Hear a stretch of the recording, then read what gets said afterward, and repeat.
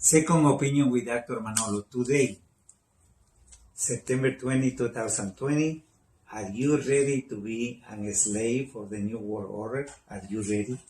Not at all. Did you hear what I said? Not at all. I heard what you were saying. Now, friends, thank you so much for being with us today. And let me tell you something important before we move forward. This is the first program that we're doing in English.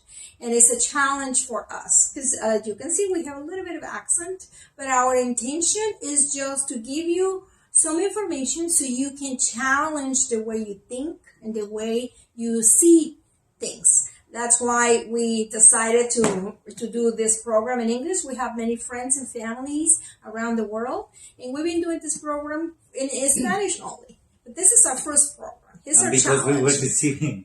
And we were receiving some requests from friends that we should do it in English. So that's why we're doing it. And we are expecting your support. And of course, our intention is to be better and to diminish our accent so the message can come across as clear as possible. So thanks again for being with us today at Second Opinion with Dr. Manolo. My name is Martha Gutierrez. We welcome you to the program. Thank you. We were seeing where the massive program, in this case, the group of they consider they are from the left. They say, oh, we have to massify.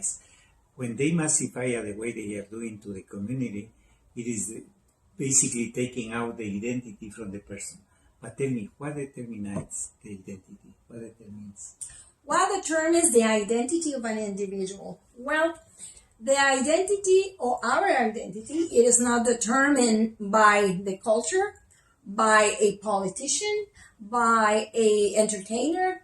None of them define our identity. But our uniqueness and our character, personality, abilities, and talents are written in our DNA since the moment that we are formed in the womb of the mother. Mm-hmm. You know, the Bible says in Psalms 139:16 that our eyes, our embryo, when we're just forming inside the womb of our mom, we were looking at our Creator. Mm-hmm. So He was writing. Every day of our lives were written, and He already knew who we are. He already knew how many hairs we have. He already knew the talents and abilities and the purpose that He was giving us. Mm-hmm. So that is our identity. That was our individuality. The problem that we see now is that people get attached to wrong concepts and wrong ideas, and they attach their identity to things that have nothing to do with the real purpose and the real individuality, the real person. You know. Okay, well, what it is important to be independent thinker? Here comes again. You know, when we are individuals, as our Creator make us unique, it's very, very important that we put all the ideas on the table. Mm-hmm. On the multitude of ideas, there is wisdom. Mm-hmm. So when we have different ideas, different concepts, different thoughts, and we exchange those ideas, we can come with something better. As long as those ideas are to better up our humanity, you know, to create a better society, a better family, a better friendship. So those multitude of ideas come from independent thinkers. Mm-hmm. And that's how we have a lot of technology and a lot of advances is that have been created by ideas. Somebody had an idea and they decided to think outside the box. They put this idea and then it become either a great invention or something like that. Do you think they are creating a utopia maybe? Yes. And the situation that we have right now is that we can see clearly the intention of the movers and shakers of the world to create an utopia not only for the United States but for the world, where everybody thinks the same, dress the same, acts the same, even speaks the same. Like when you are in the jail. Like have the same language and the same behavior. And that can only create a terrible chaos and mental illness as well, because you cannot suppress what the Creator has already made. You know, He made you unique, an independent thinker, and you start suppressing that original design, all you're gonna have as a result is chaos, division, violence, and instability, and a lot of problems. So they are doing basically this kind of situation under the fear. So what the effects of fear cause in your identity? In your humanity, in your Yes. identity. That's it. That's a great question. Because as you mentioned, the situation that we're going right now with the COVID-19, it is being directed with fear behind it. Like it's being created in a way that people feel terrified. They feel scared. They feel so afraid of doing anything because they're going to die. Now, here's a question for all the people that are being terrified because of the situation. Why are they afraid to die?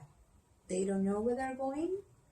Do they know the maker? Do they know the creator? And the Bible says that we should not be afraid.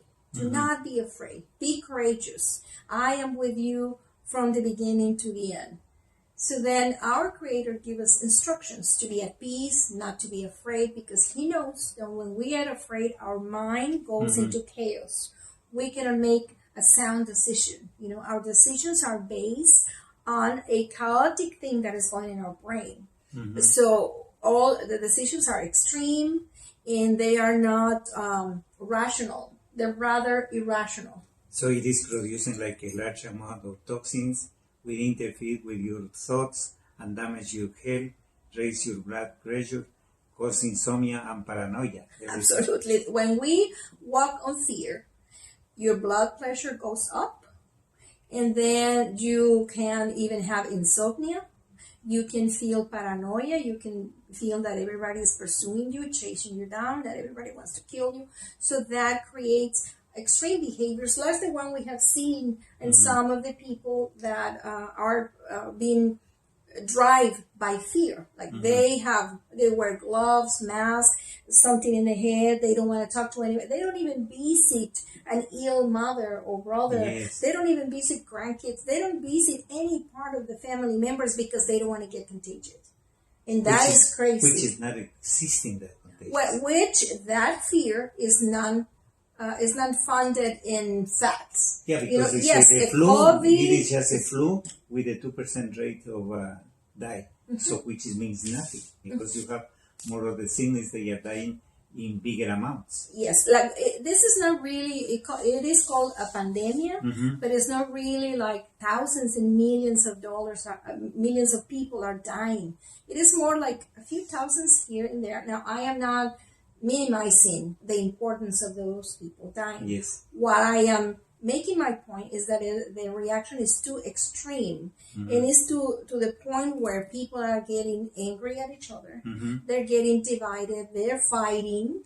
You know, not too long ago, a group of people, thousands of people, just stormed inside a store demanding to be able to shop without wearing masks.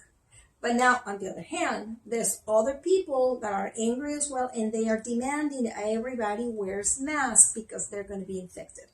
And that reaction is just the lack of understanding and the lack of knowledge how this new virus spreads, how it works, and the statistics of mortality. So that will really bring down and make us have a better decision instead of being driven by fear and what the experts say. But what they say is experts. They say if you use a mask, they are trying to.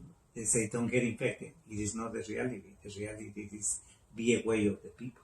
Be separate. Yes. Be isolated. Isolation is bad. It's bad for people. We were created to help each other, to support each other. And now that you mentioned that, this is something interesting that we observe.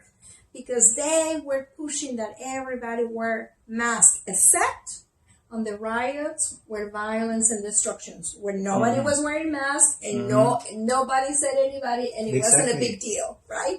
Or everybody was demanded to close the business, wear the mask, except in the salon where Miss Pelosi was doing her hair.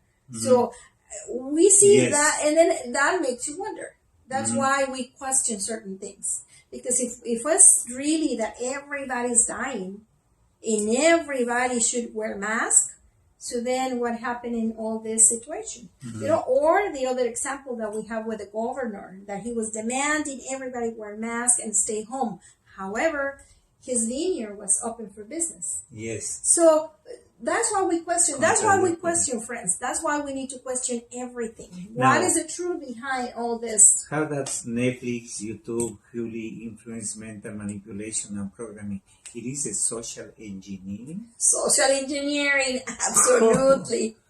Now, when do I ever thought of that word, social engineering, or of that possibility? I never in my mind, long time ago, I could have never blamed my government for a situation like that. But as I start questioning, that's why we tell you, friends, to start questioning why this, why that, who's going to benefit, why this is not changing, why is this ruining this area, why are we having more separation, why are we having more brokenness?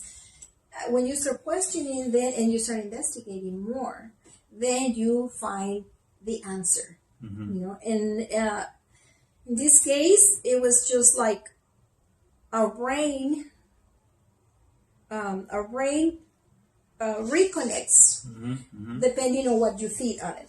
Okay, and it's called neuroplasticity. So our brain, you can mold it like a Play-Doh, depending on what you feed it. Everything is done intentionally. And everything is done intentionally. If we look at the recent programs that Netflix have uploaded, all the programs and movies are very violent, sexual casual encounters, sexualizing our children, separation, divorce, revenge, horrible killings. Taking out from your body the worst part. Yes. And accepting like it's normal. Yes. Presenting as if it's a normal, the new normal.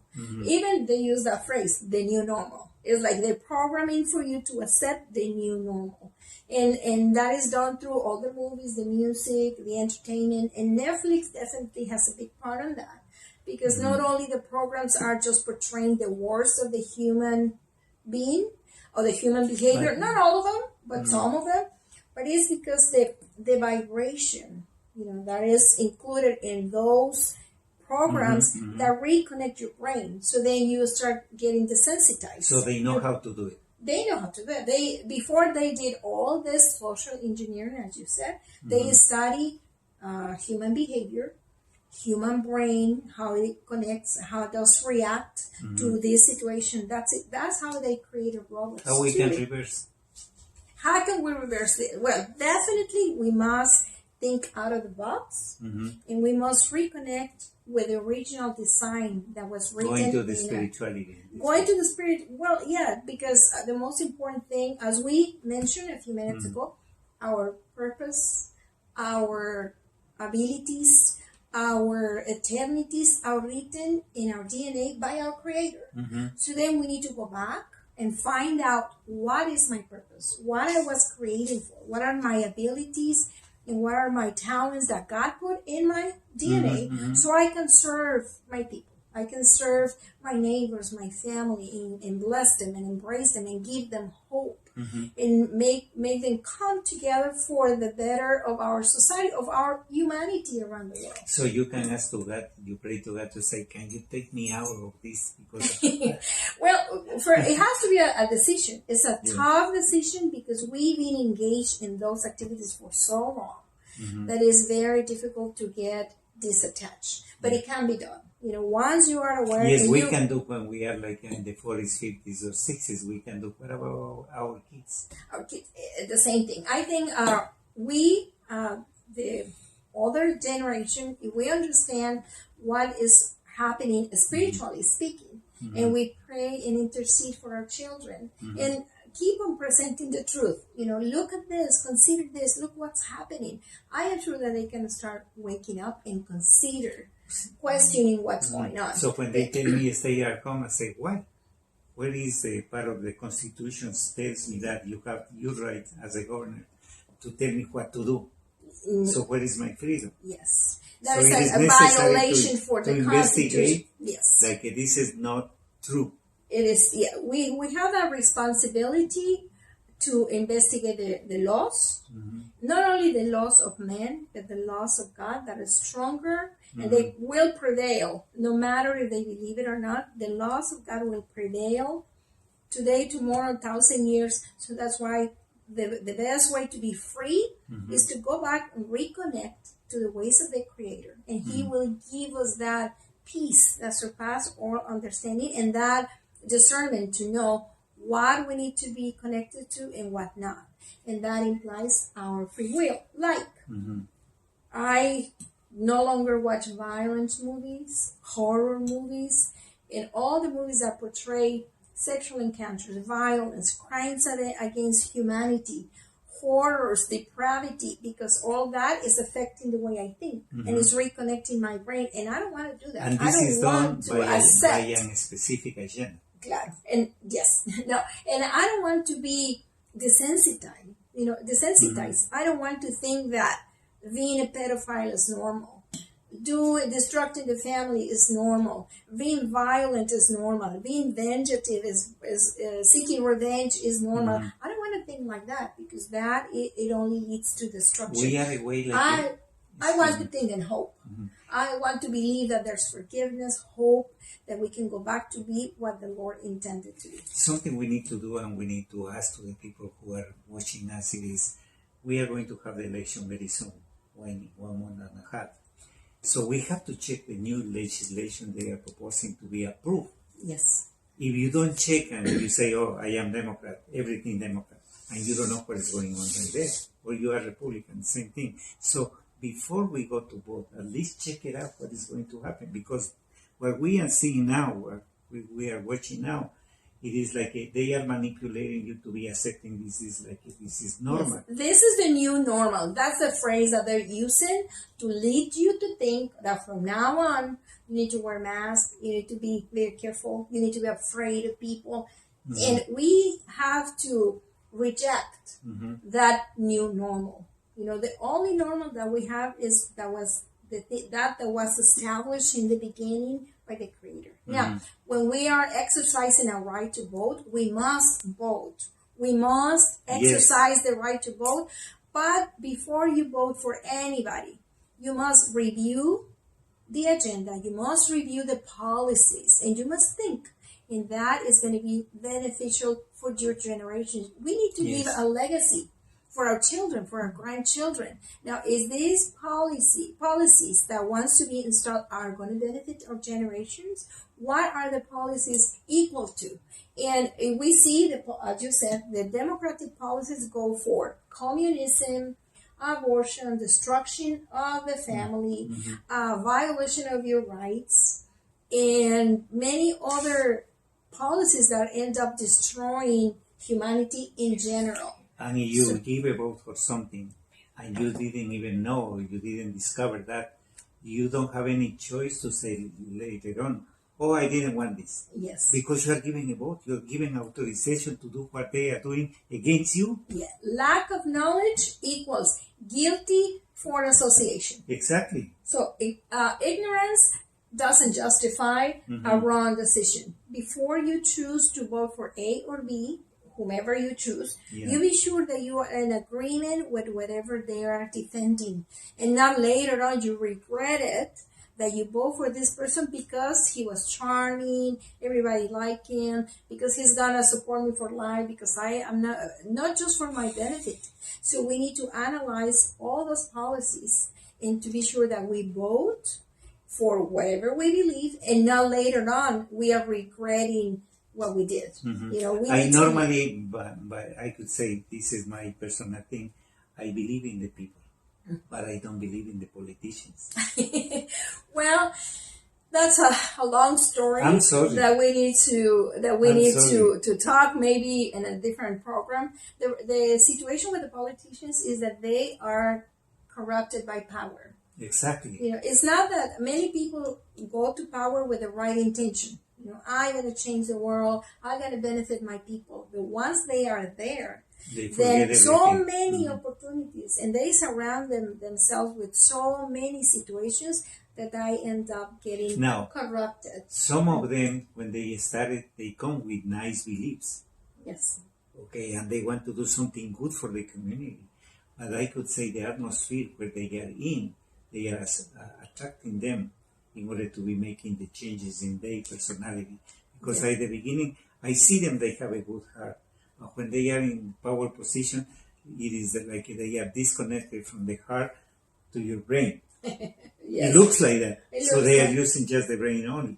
and heart no longer exists. Exactly. Yes. But anyway, that's a nice point to be discussing in the future. We are almost finishing the video. Time is up, friends, family, whomever is watching us. We want to thank you so much for being with us in this first program. Please send us your comments. It's important for us. And remember, be a free thinker. Open up your brain. Question everything. Because this, knowing the truth, will set you free. Thank you. Good luck.